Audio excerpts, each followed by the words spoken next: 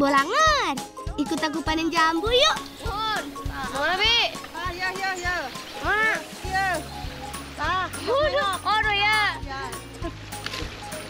Bolangers, sekarang aku lagi ngambil jambu nih. Ini jambu merah, sudah banyak banget ya. Bi, mana lagi, Bi?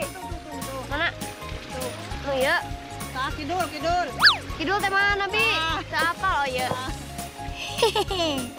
Yang lagi aku petik ini jenis jambu merah, Bolangers. Salah satu hasil bumi andalannya Kabupaten Kuningan. Jambu merah ini berbuahnya nggak kenal musim, Bolangers. Setiap hari selalu ada buah yang matang dan siap dipetik. Tapi kalau untuk dijual sih bagusnya buah yang belum terlalu matang, yang warnanya masih kehijauan dan daging buahnya masih keras. Pak, kita pisahkan nu koneng. Orang jadikan dodolnya. Nyatu ya konengnya. Ambilan nu hejonanya. Mun. Jambu yang sudah matang, daging buahnya lembek. Enaknya sih dimakan langsung atau dibuat jus dan olahan dodol. Yuk kita kumpulkan jambunya. Aku jadi penasaran, enak gak ya buah jambu merah ini? Wah, amis itu tamalan. Rasanya manis banget.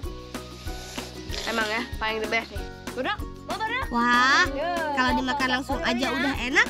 Gimana kalau dibuat dodol ya? Yuk Bolangers, ikut aku ngebolang seharian di Kuningan, Jawa Barat.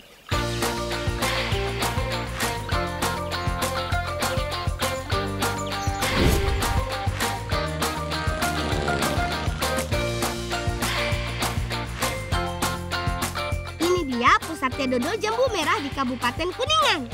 Sebelum diolah, buah jambu merah harus dicuci dulu. Ulang.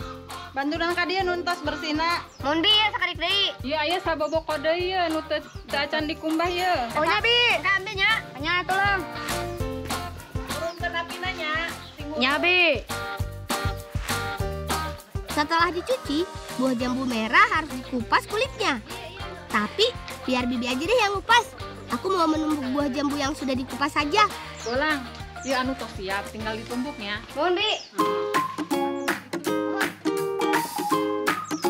Oh iya Bolangers, pastikan buah jambunya yang sudah benar-benar matang ya. Karena kalau masih muda, buah dagingnya keras dan susah menghaluskannya. Ya, lanjut tumbuknya. Abi pada nyari heula. Nya tuh. Nah, sekarang kita saring nih. Gunakan kain tipis supaya biji jambunya ikut tersaring. Yang akan kita pakai nanti hanya air saringnya saja, Bolangers. Ayo Bi, keras terus. Ayo lang, yuk kawain kos panas. Boleh, Bi. Ayo lang. Apinya sudah siap tuh. Ayo Bi, kita buat dodolnya. Sama seperti membuat dodol pada umumnya, proses memasak dodol jambu juga butuh waktu yang gak sebentar, Bolangers. Masak air sari jambu merah sampai mengental. Tambahkan santan dan gula pasir sebagai pemanis sekaligus pengawet alaminya. Pastikan besaran apinya pas ya, gak boleh terlalu panas. Aduk-aduk terus supaya adonan dodol tidak lengket dan gosong. Setelah beberapa jam, adonan dodol mulai mengental nih. Kita angkat lalu dinginkan dulu. Setelah itu, baru deh kita cetak dan dikemas plastik. Gimana? Gampang kan, Bolangers? Ulang. Mun, Bi. Tos janten. Kang masihkeun ka tokonya. Oh, mohon. Berak. Ayo tuh berak. Kurang antar yuk. Ayo. Hati-hatinya. Nya, Bi. Ayo, Bi. Ya, hati-hatinya. Wah, kami dapat tugas dari Bibi nih. Mengantar pesanan dodol jambu ke toko oleh-oleh. Ayo teman, kita ngebolang yuk.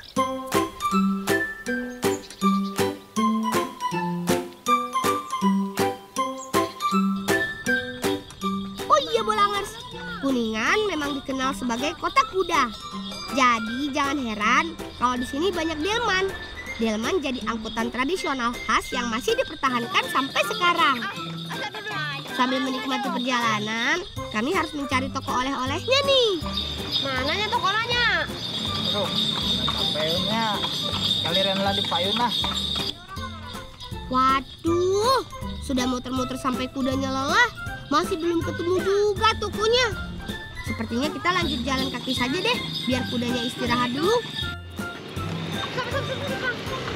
Mang, berarti di dianya, Mang. Abdi yang baru kok di milarian tokona, bisi we aya di dia tokona, Mang. Mangga, Ya. sama kantosan. Mau tuh. Udah, ayo orang turun yuk. Kata Bibi, tokonya ada di pusat kota. Sepertinya tidak jauh dari alun-alun Kuningan ini.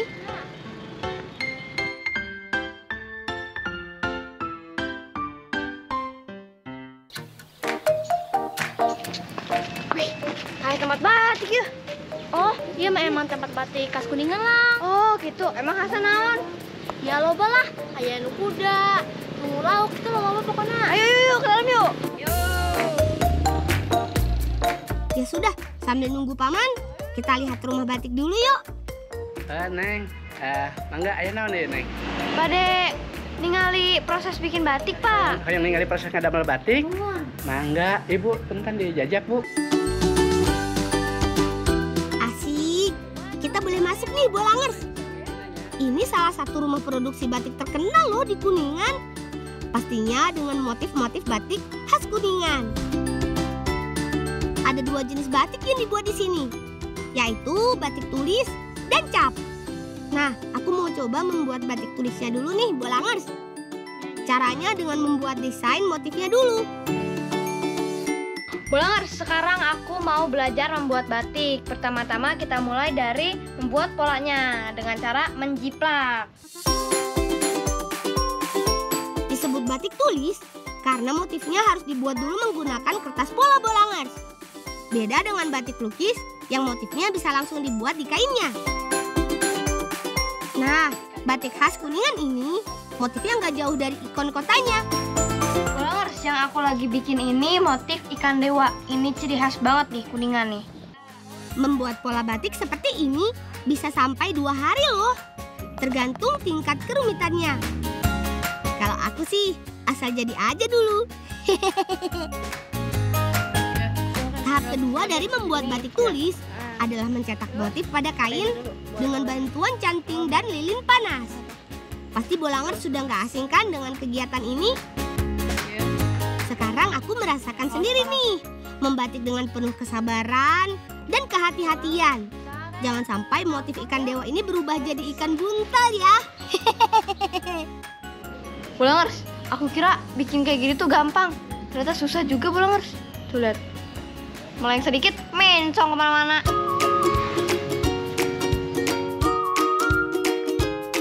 Benar-benar susah nih, Bolangers. Jadi jangan heran ya, kalau harga batik tulis itu lebih mahal. Karena nggak sembarang orang bisa membuatnya. Tapi kalau kata Bibi sih, hasilku ini lumayan kok buat pemula.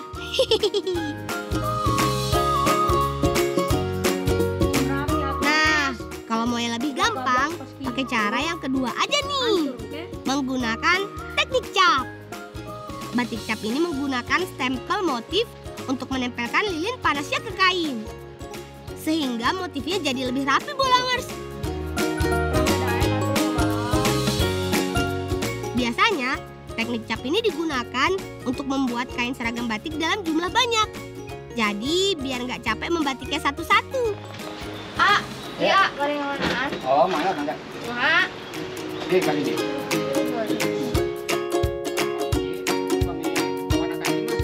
Ada 2 tahap pewarnaan kain batik.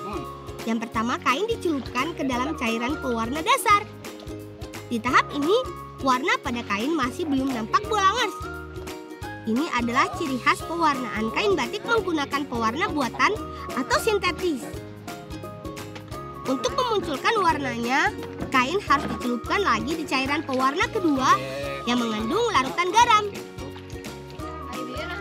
Tuh lihat, warnanya udah mulai ngejreng kan? Kain yang sudah diwarnai ini harus ditiriskan dulu supaya pewarnanya benar-benar meresap ke dalam serat kain. Nah, sekarang waktunya merebus kain batik. Perebusan ini supaya zat warnanya makin menempel pada kain Bolangers. Jadi warnanya nanti gak gampang luntur deh. Terakhir, tinggal dijemur. Tapi jangan sampai kena matahari langsung ya. Cukup diangin-anginkan di tempat teduh sampai kain dan pewarnanya mengering.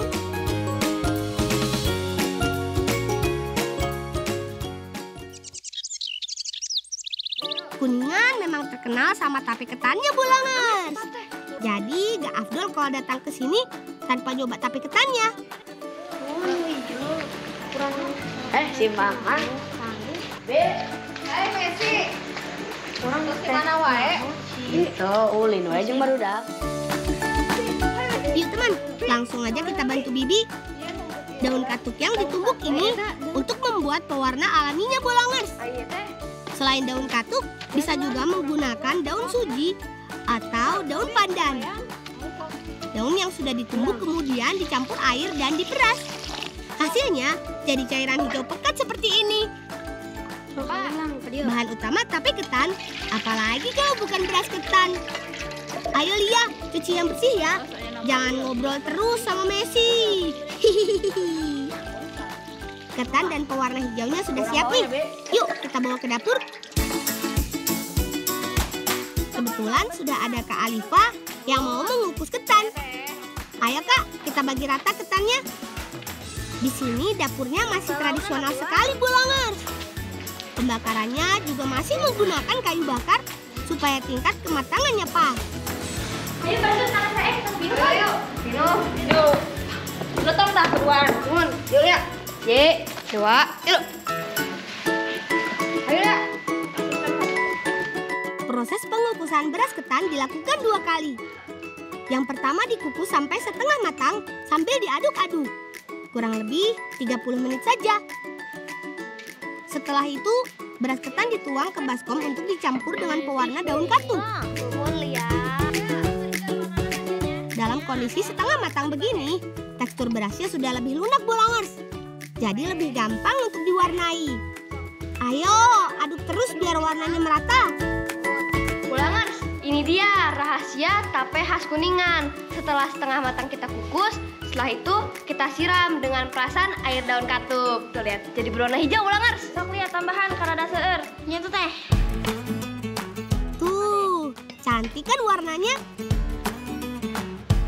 Pinuhan teh. Pinuhan sareng katakeun nya lang. Nuhun. Pengukusan kedua ini sampai beras ketannya matang ya Bolangers. Kurang lebih 15 menit.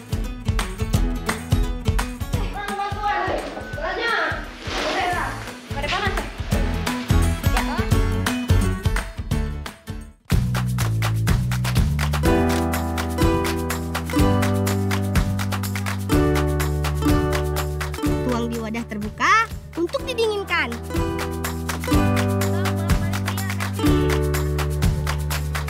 Kalau sudah dingin, baru deh tambahkan ragi sambil diaduk-aduk. Bolangers, ini nih bubuk ragi yang bisa membuat ketan terfermentasi dan menjadi tape. Tuh. Ketan yang sudah diberi ragi bisa langsung dibungkus dengan daun jambu. Nantinya proses fermentasi ketan akan terjadi di dalam bungkusan ini Bolangers. Sampai akhirnya jadi tape ketan yang manis dan punya aroma khas. Asik, bisa nyobain tape ketan yang sudah jadi nih. Raus deh. Kumaha rasana? Aya amis-amisna, tapi hasil masih moge aya. Ya tuh ya, yang si bolang ya, sakia. Iya tuh nuhun teh. Nuhun teh dibawa deh. Mohon. Udah, dapat yuk. Ayo Pak, yuk pegang kendara. Onyatnya. Teh, abis pamitnya. Onyat. Ayo, berak. Yo. Adanya.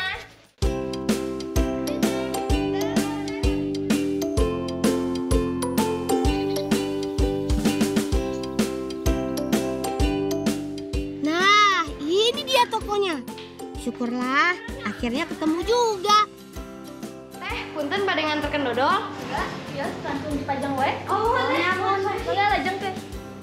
Senang rasanya bisa menyelesaikan misi mengantar dodol jambu. Setelah ini, kita bikin yang seger-seger yuk teman. Haus sekali nih.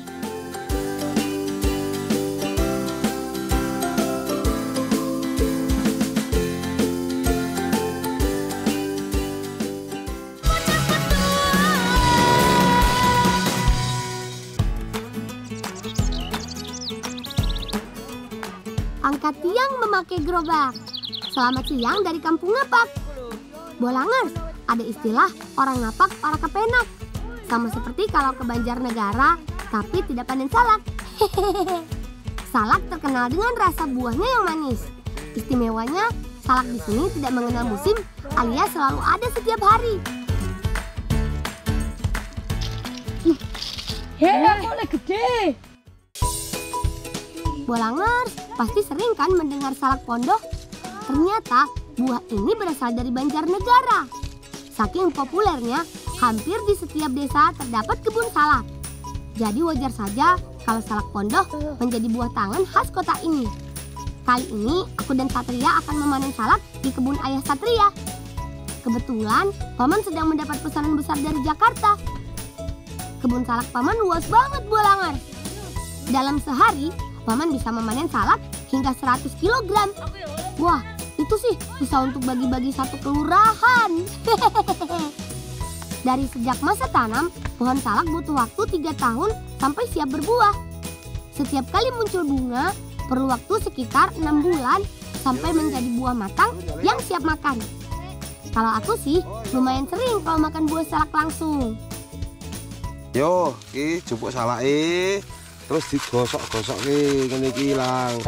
Dadine tanganmu ora lori nek arep. Bolangers, selain belajar cara memetik salak yang benar, aku juga dapat ilmu baru nih, yaitu cara membersihkan duri halus kulit salak supaya tidak melukai tangan kita. Iki lang, goleh-oleh lang. Nggih, Pak Le, matur nuwun nggih. Matur nuwun wis direwang-rewangi panen. Kula pamit riyen. Yo. Hati-hati yo, salam.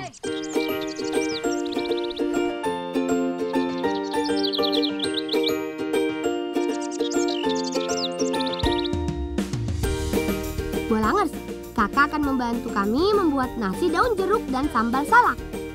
Ah, aku jadi penasaran. Seperti apa ya salak kalau dijadikan sambal? Mbak, ini udah tok segala matang. Ayo angkat lang. Ayo. Siang-siang paling nikmat kalau makan nasi hangat. Apalagi kalau ditambah sambal. Sini kak, aku bantu kipas nasinya. Wela kuyai diawurke. Oh, nggih, Mbak. Salake digosok ya. Nggih, Mbak. Bolangers, seru ya memasak bersama seperti ini. Semuanya saling membantu supaya masakan makin cepat matang dan tentunya cepat kami makan. Salak yang belum terlalu masak rasanya sedikit masam. Kata kakak, cocok dijadikan campuran sambal. Ya, mirip seperti sambal mangga gitu, Bolangers. Sebelumnya, salak harus dikupas dan diiris tipis memakai alat khusus. Coba lihat Adit, mahir sekali ya menyerut salaknya. Seperti membuat es serut saja. Supaya rasa makanan makin lezat, kakak menambahkan cumi asin. Pokoknya makin menggiurkan deh. Cumi yang sudah selesai diiris, selanjutnya ditaburi ke nasi yang hangat ini. Gak bohong, ini sih bikin makanan tambah wangi. Istimewanya lagi, kakak juga sudah menyiapkan irisan petai. Langsung ditambahkan juga deh ke nasinya. Sentuhan terakhir yaitu daun jeruk.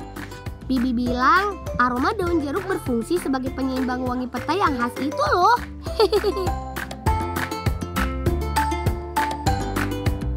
Untuk sambal salaknya, kami serahkan pada Bibi untuk mengolahnya. Karena tangan Bibi lebih ahli. Bahan sambalnya sederhana. Hanya cabai merah, cabai rawit, dan garam. Semuanya diulek halus, tambahkan sedikit minyak goreng supaya sambal sedikit beraroma. Salakku serapung, Dit. Oh, niki boleh. Oh iya, nih. Irisan salak akan memunculkan rasa asam segar pada sambal. Wah, jadi nggak sabar nih. Ayo, langsung kita makan. Yo, Lang, Cah, iki sambelnya wis dadi ya dadi maem. Yo. Mbak, sini ya, Mbak. Ya. Kok piringnya gede temen? Iya, iki Dit ben oleh akeh. Ya wes, ayo. Ayo.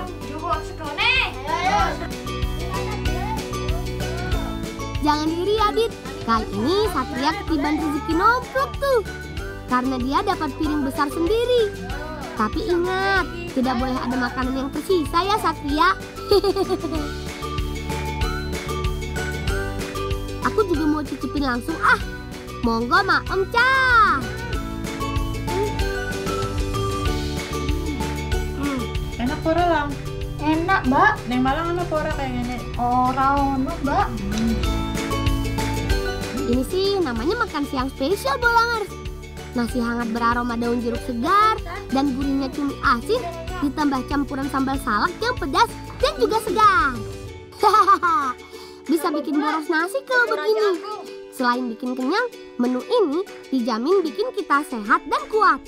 Seperti Satria tuh yang piringnya besar. Bolangers, kalau salak langsung dimakan sudah biasa, tapi kalau salak dibuat sambal, makin luar biasa. Bule, aku lagi pengen meneh piye, Bule? Ayo gampang lang, kowe kita bungkus ke nggo bekal kowe karo bocah-bocah. Dibungkus ke, alhamdulillah. Bolangers, kami mau menghabiskan makan siang dulu ya. Setelah ini, aku janji akan mengajak kalian ngebolang lagi.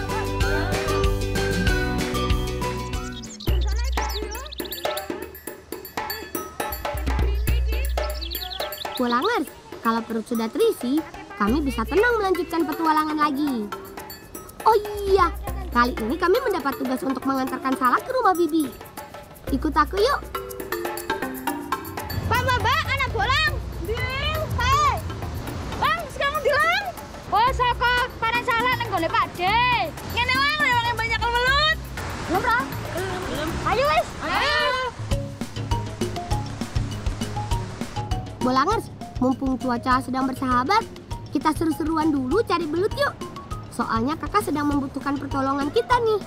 Kakak bilang belut biasa berada di dalam lubang-lubang di tepi sawah, terutama di sisi dekat dengan sungai.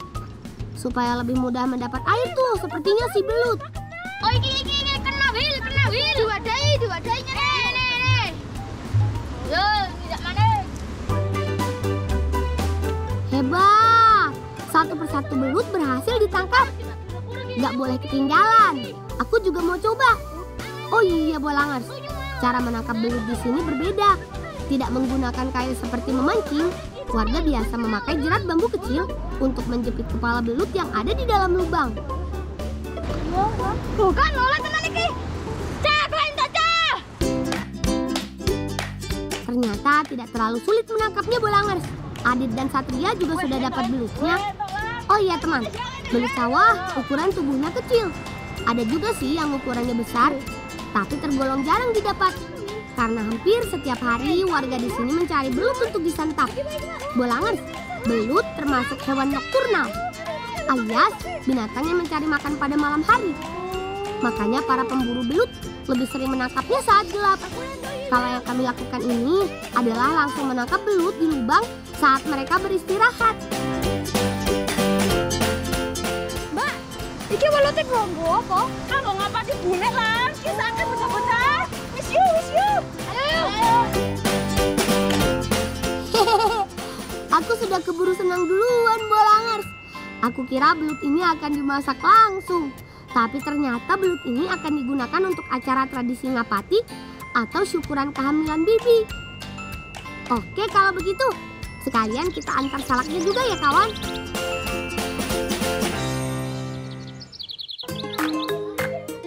Bolangers, ini dia prosesi syukuran 4 bulan kehamilan Bibi atau yang dikenal dengan istilah tradisi ngapati. Tradisi ngapati biasa dilakukan masyarakat di Pulau Jawa. Yang unik dalam acara budaya ini yaitu harus ada belut yang dimasukkan ke dalam kendi. Nantinya kendi akan dipecahkan oleh kedua orang tua calon bayi. Belut dalam tradisi ini dilambangkan dengan lancarnya proses kelahiran sebagaimana licinnya belut. Muga-muga laire jabang bayi paring ana lancar. Amin. Bismillahirrahmanirrahim. Alhamdulillah. Setelah doa bersama, saatnya kita menyantap sajian yang sudah disediakan. Ada buah, kue, dan gorengan. Bolangers, jangan melihat kesederhanaan acaranya ya. Namun, tradisi selalu memiliki keistimewaan dalam makna budayanya. Oh iya, ibu yang mengandung juga harus ikut menikmati hidangan, terutama buah-buahan yang baik untuk perkembangan jabang bayi. Itulah alasannya kenapa aku mengantar buah salak tadi kepada Bibi.